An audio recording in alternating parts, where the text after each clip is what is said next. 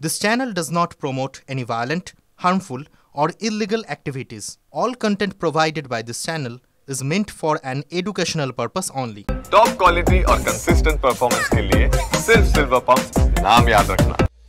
আসল নকলের ধাঁধার সমাধান বড্ড কঠিন, আর তা যদি হয় আসল ওষুধ ও নকল ওষুধের ব্যাপার, তাহলে তো বিষয়টা আরও কঠিন হয়ে যায়। তবে ওষুধ কেনার সময় যদি কয়েকটি বিষয় মাথায় রাখা যায়, তাহলে ঠকবেন না। কিভাবে চিনবেন আসল ওষুধ খাচ্ছেন নাকি নকল?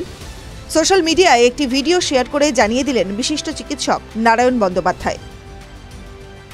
ওষুধের আকার, ওষুধের প্যাকেজিং খুব সচেতনভাবে দেখতে হবে। অর্থাৎ ধরে নিন আপনি এক পাতা প্যারাসিটামল কিনেছেন, প্রথমেই দেখে নেবেন প্রত্যেকটা ওষুধের মাপ এক কিনা। ভুয়ো ওষুধের ক্ষেত্রে এক একটা ওষুধের মাপ এক এক রকম হবে, সঙ্গে প্যাকেটের মধ্যে হাওয়ার বুদবুদ দেখা যাবে। আসলে সঠিক ওষুধের ক্ষেত্রে যে তাপমাত্রায় সংরক্ষণ করা হয়, ভুয়ো ওষুধে তা হয় না বলেই এই ধরনের ঘটনা ঘটে। যদি ক্যাপসুল হয়, তাহলে এক একটা ক্যাপসুল এক এক রকম রঙের হবে, সাইজেও গন্ডগোল থাকবে।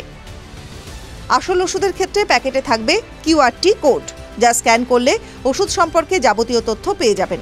এছাড়াও দেখে নেবেন ওষুধের কোম্পানির নাম, তার পাশেই থাকবে ওষুধের জেনেরিক নাম, তৈরির তারিখ এবং এক্সপায়ার হওয়ার তারিখ।